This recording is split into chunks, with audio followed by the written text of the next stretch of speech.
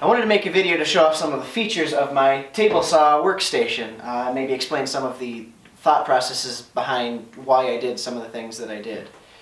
The heart of the whole thing is my Dewalt Jobsite saw. I believe it's the model number 7480.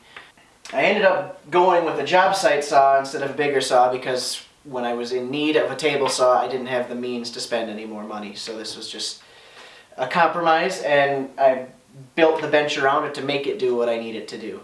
I've got a lot of features built into this thing, and in the end I'm really happy with how it's working out. I've been using it like this since I bought the saw about 3 years ago, and every once in a while I think of a new feature that I want to add to the bench, a new way to make it that much better for me. So I'm going to take you around the bench and show you kind of what it is and why it is. The whole thing is built out of 2x4s and plywood, and has a 3/4 inch MDF top on it with a heavy lacquer finish that's polished to be really smooth.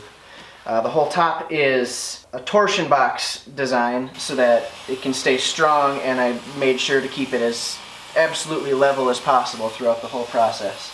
The saw itself isn't actually sitting on the base. In reality, it is suspended from the top by these posts in all four corners. And then I have bolts running up through the base that thread into these posts, allowing me to fine-tune the leveling of the saw to the top of it.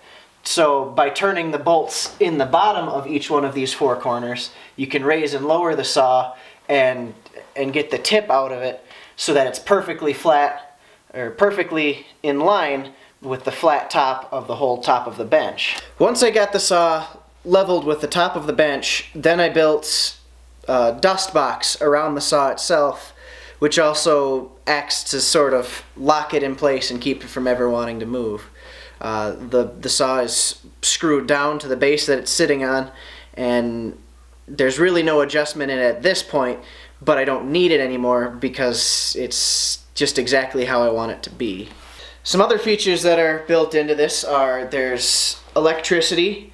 I just plug the whole bench into the wall, and I have an outlet in the front and the back corner, as well as underneath the top to plug the saw into, so that you're never having to mess with that cord. I've got a few cutouts and recesses off on the side. There's a cutout to lock the fence in place. There's a cutout for the knob for the rack and pinion system part of the fence. One challenge was to still provide full range of motion for the fence, so I had to cut notches into the sides of the bench, allowing for the over travel of the fence arms. I also added a double pipe clap vise to the end of the saw, which is useful for all sorts of things, but it doubles as my router table. I have a very simple router table top that just sits underneath the end of the saw that I can just pull out and drop in the clamps, tighten it down, and I'm good to go. Most of the time, for my purposes, I don't even need a fence, but I also have one that's a little bit cumbersome to get in place, but once it's there, it works really well. Dust collection was always part of the design, but originally it was just done by a shop vac running through a hole in the back of the box, and the problem with that was I never accounted for wanting to tilt the blade, so I basically had to remove the dust collection from it every time I needed to do a beveled cut. So recently I got a Harbor Freight dust collector, and I decided I was going to make this whole system a little bit better. So I started by taking one of the aluminum blast gates, pulling a couple of the screws out of it, and then using those screw holes to mount the blast gate directly to the bench leg. Then it was a matter of adapting a flexible hose from the saw to that blast gate, and then that blast gate just connects to the dust collector. I also cut out a bigger notch in the back of the dust box so that the plumbing was able to move with the saw when you tilt the blade for a bevel cut. The dust collection isn't 100% effective. There's really a lot of gaps inside the collection portion of the saw itself that stuff gets around, and as a result, the dust box portion of the bench eventually fills up with stuff, I would say I empty it about once a year at this point, and that's just a matter of taking the shop vac and just suctioning out through different holes and stuff. Another nice feature about this workstation is that this is now the biggest, flattest surface in my shop. So I use this space to check the flatness of most of my projects.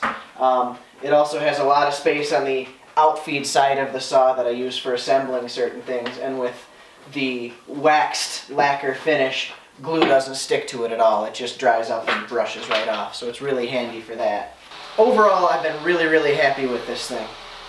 Would I be happier with a big dedicated cabinet saw? Maybe.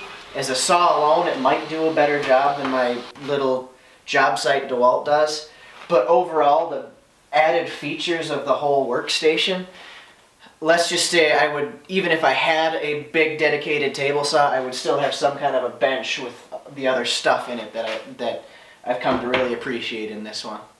Well, that about wraps up this tour around my table saw workstation. Hopefully I was able to give you guys some ideas that maybe you could use yourselves.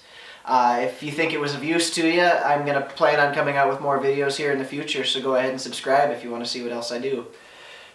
Anyway, thanks for your time, and we'll see you next time.